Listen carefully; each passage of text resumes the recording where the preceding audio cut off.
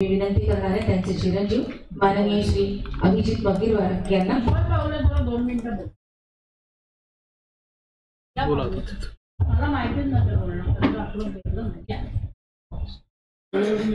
विनंती केली नाही.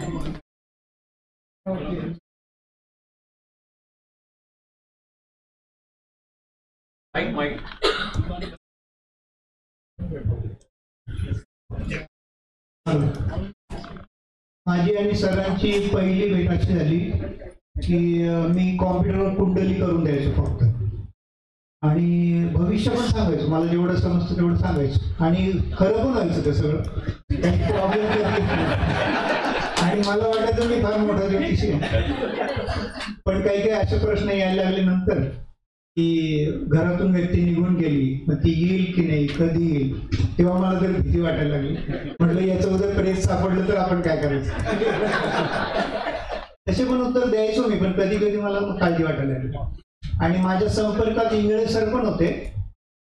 इंगळे सर माझ्याकडे DTP करायला यायचे, आणि मगीरवार सर पण, म्हणजे त्यांना फक्त नावाने ओळखत होतं. एक दिवशी असं झालं की कुंडली तयार करताना अक्षांश रेखांशाचा प्रश्न आला. कुठं गाव होतं त्याचा अक्षांश रेखांश काही त्या सॉफ्टवेअरमध्ये नव्हते.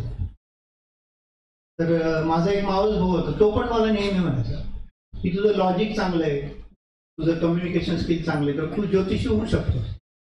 मी म्हटलं माझे उत्तर असेच बरोबर येतात अभ्यास न करता, मला काय करायचं. माझं चालू म्हटलं पोटापुरतं मिळतं मला. तर त्या अक्षांश रेखांशासाठी मी आणलो, तर मी त्याला विचारलं अरे हे कुठे मिळेल. म्हणजे मगीरवार सरांना जर विचारलं तर ते सांगतील. म्हटलं त्यांचा नंबर नव्हता. माझ्याकडे ती डिरेक्टरी होती BSNL. त्याच्यात मी M मध्ये गेलो, मगीरवार सरांचा नंबर काढला. त्याला म्हटलं मी यांना फोन लावता. म्हणजे अरे रात्री 8-8:30 व्हायला लागले, एवढं मोठं व्यक्तिमत्व तू कसं काय फोन लावतो. म्हटलं फोन लावतो काय, फोनवर मारणार थोडी, लँडलाईनच होते. जाऊन बघू रागवतील फार, तर अजून काय. 8:30ला ते मला म्हटले ये तू. म्हटलं पत्ता सांगितला त्यांनी. त्यांच्या घरी गेलो, त्यांनी एक पुस्तक दिलं मला, ज्योतिष सोबती. पुस्तक घ्या म्हणे, याची झेरॉक्स मला परत आणून द्या. म्हटलं आता एवढ्या रात्री ते झेरॉक्सचं दुकान, पण ते माझ्या लकीली ते उघडं होतं. सगळं ते झेरॉक्स वगैरे काढल्या. ते म्हणे की तुम्ही येत जा शिकायला. तर मी त्यांनाही थोडंसं असं इग्नोरच केलं. मी असे 2 वर्ष घातले. आणि मग तरी पण ते अधूनमधून भेटी झाल्या तर ते बोलवायचे.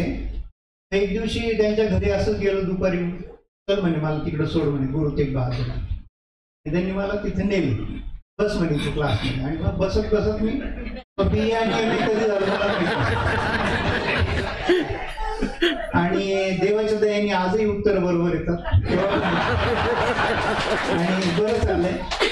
अजून 2 प्रसंग सांगेन मी की गुरुचा सहवास किती, म्हणजे त्याला आतुरता असते त्याची. एकदा असंच अतुलजींना मी घेऊन गेलो बरोबर तिकडे. तर ते म्हणे समोर असं चेसचा डाव मांडलेला, बस म्हणे चेस खेळलो. मला फार म्हणजे भीती वाटली. म्हटलं आता यांच्यासमोर चेस काय खेळणार. एक डाव खेळला. म्हटलं जातो सर आता, बस नाही अजून एक खेळ, अजून एक खेळ. दोन्ही डाव मीच हारलो. म्हटलं आता काय करू, मी हारतोय आणि परत एक खेळा म्हणते. तिसरा डाव खेळलं आणि त्यांनी अशा काही मुवमेंट केल्या की मी जिंकावं. मला जिंकून त्यांनी मग निरोप दिला. तर मला लक्षात आलं की ते मुद्दाम हारले. आणि आणखीन एक तिसरा प्रसंग म्हणजे एक श्रद्धा राठोड म्हणून आहे, माझ्या क्लासमेट होत्या वास्तूच्या, त्या कोल्हापूरला असतात. तर त्यांच्या ऑफिसचं उद्घाटन होतं. तर सरांना त्यांनी बोलवलं आणि मलाही आमंत्रण आलं. संभाजीनगर ते कोल्हापूरचा प्रवास म्हणजे 14 तास जवळ. बसने जायचं फार जीवावर आलं. पण त्यांच्या वडिलांनी सांगितलं, उपाध्याय म्हणून की मगीरवार सरांसाठी मी गाडी केली आहे म्हणजे तुम्ही त्या गाडीत घ्या. मी अगदी एका पायावर तयार होतो. म्हटलं मगीरवार सरांसोबत 14 तास मला राहायला मिळतं, आणि 28 तास येताना पण 14 तास. आणि मग त्यांना जे माझ्या मनात होते ते सगळे प्रश्न विचारले. म्हणजे माझा तो वर्कशॉपच झाला 28 तासाचा. आणि रात्री पण त्यांनाही झोपू दिलं नाही आणि मी पण झोपलो नाही.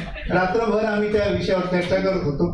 आणि जे प्रश्न आपण क्लासमध्ये वर्कशॉपमध्ये विचारू शकत नाही ना, ते सगळे प्रश्न मी त्यांना विचारले. आणि माझी वृश्चिक रास त्याच्यामुळे मला माझ्यासोबत इरिटेट होतातच लोक कोणीतरी आणि मला पण तो फार आनंद होतो. सरांची पण वृश्चिक रास होती. तर महाबळेश्वरला एकदा आम्ही एक असं 3 दिवसाचं सेमिनार होतं. तिथे मी त्यांना मुद्दाम डिवचायचं म्हणून एक प्रश्न विचारला की तुम्ही म्हणता नैऋत्य जड असावी. मग मी नैऋत्याला पारा ठेवतो म्हटलं, चालेल का? त्यांनी सगळ्यांना बोलवलं, या म्हणे मी प्रश्न काय विचारला. किंवा मी म्हटलं की आग्नेय दिशेला आग्नेय असावं, तर मी गरम पाणी ठेवलं तर चालेल का? या 2 प्रश्नाची उत्तरं त्यांनी दिले. सगळ्यांना बोलवलं कारण हा महत्वाचा प्रश्न होता. तर म्हणे पारा चालणार नाही तिथे, कारण ते व्हॉलेटाईल मटेरियल आहे.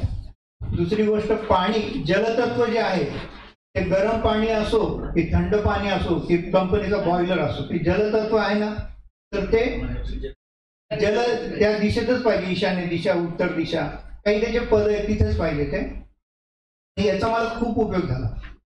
हैदराबादला एक फिल्म नगर म्हणून आहे, तिथे सगळे टीव्ही स्टार वगैरे राहतात. तिथे आमचे एक नातेवाईक आहे, त्यांच्याकडे मी गेलो. सगळ्यांच्या घरची नैऋत्याला टाकी आणि सगळ्यांच्या घरात काही ना काही प्रॉब्लेम होते. त्यांनी मला घर दाखवलं. त्यांनी मला सांगितलं की असं असं आहे. मी नैऋत्य दिशेला टाकी ठेवली. म्हणजे असेच एक वास्तुतज्ञ आले होते, दिशा जड करायची म्हणून सगळ्यांच्या टाक्या नैऋत्याला.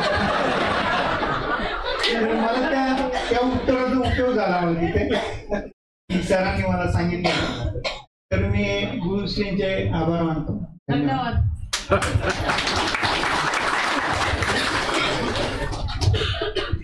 धन्यवाद उज्ज्वल पावले सरांचे. त्यांनी हस्त खेळतं वातावरण केलं. आणि विनंती आता माननीय अभिजित सरांना त्यांनी कृपया आपल्या पित्याबद्दल आणि अर्थात गुरुबद्दल आपल्या भावना व्यक्त कराव्यात.